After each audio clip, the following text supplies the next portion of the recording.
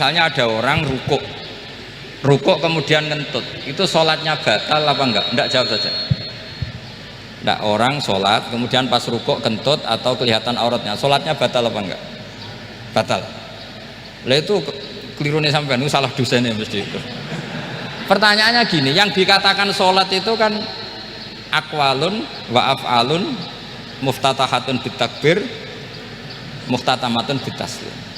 Lalu ketika sampai rukuk apa sudah namanya sholat jika kamu katakan batal? Namanya sholat aja belum kok sudah kamu katakan batal gitu.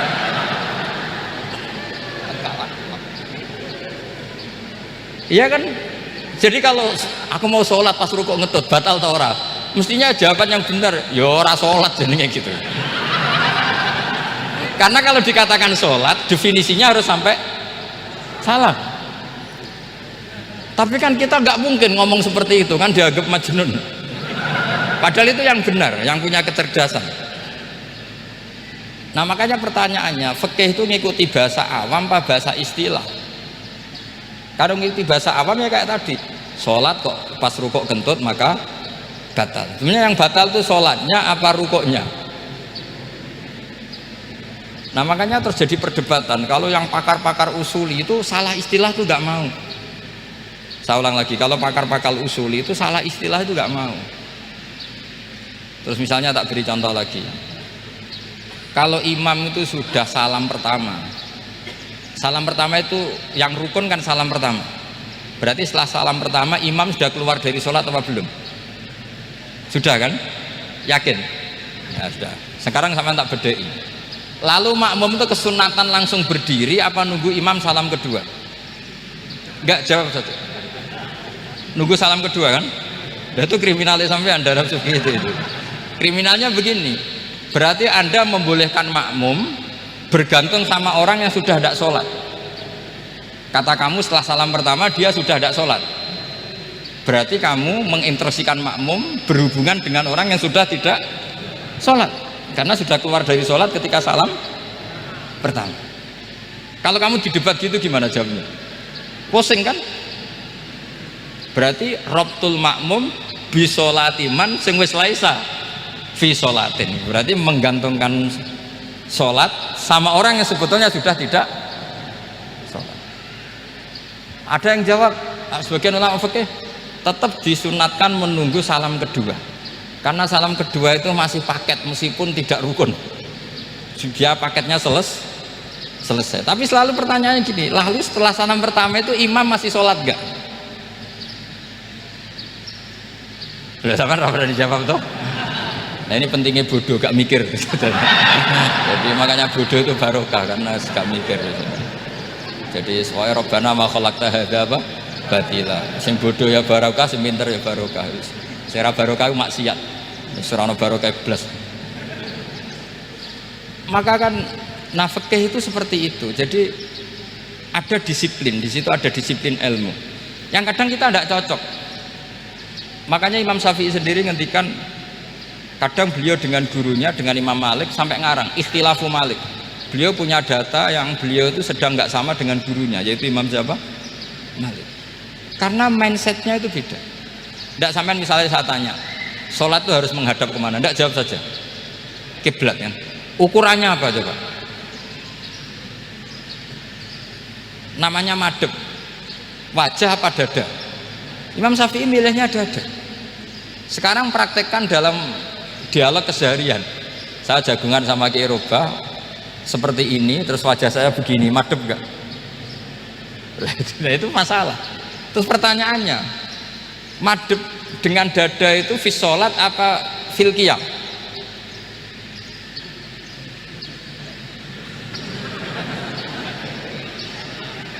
Loh enggak, kalau fi sholat pas sujud dada kamu madep mana coba? Kamu tidak pernah mikir kan? Ya madep pakai dada itu kan kalau berdiri, kalau rukuk sama sujud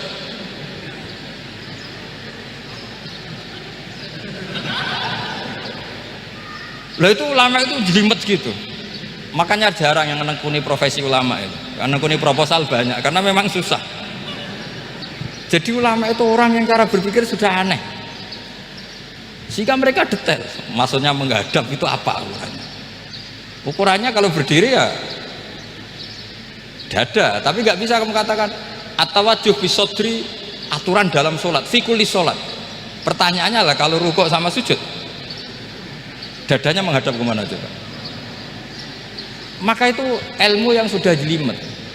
Nah ulama usul fikih, ulama yang nggak mau salah per detail hukum.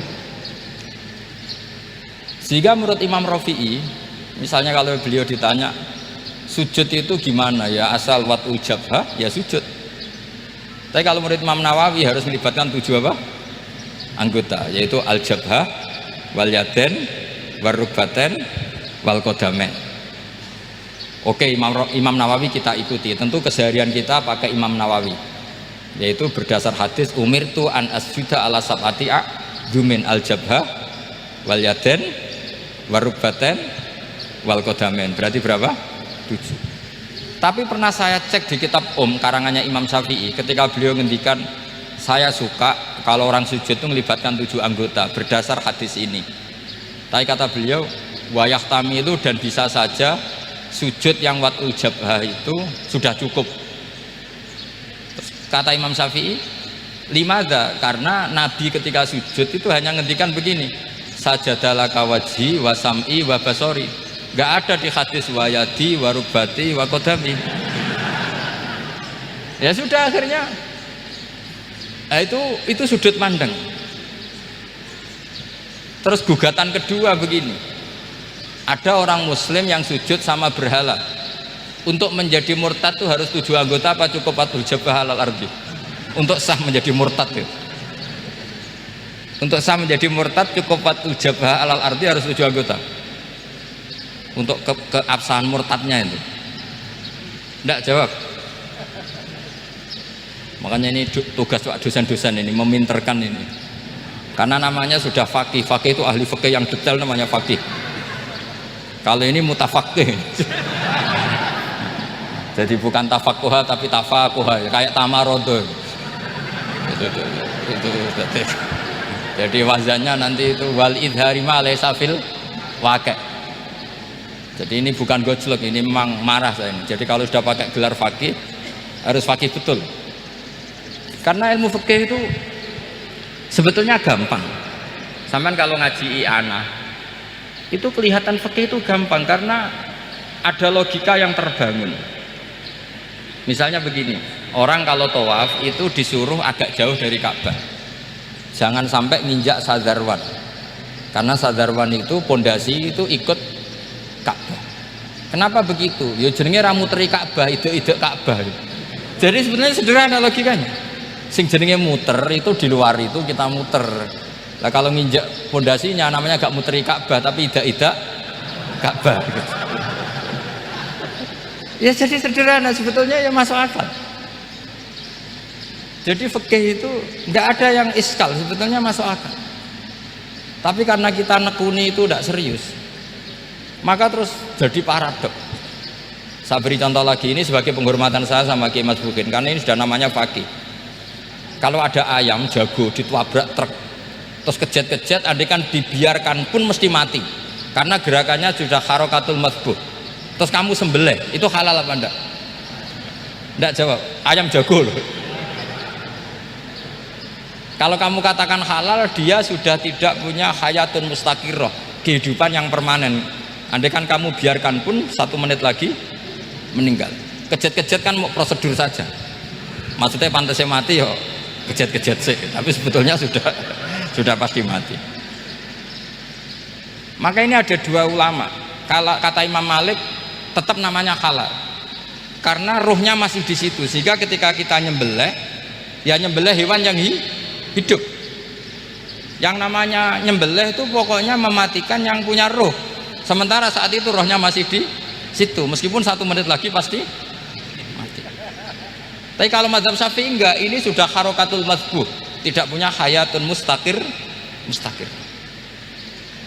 Sehingga dalam perdebatan ulama fikih itu lucu, kadang ya gampang mangkel nol.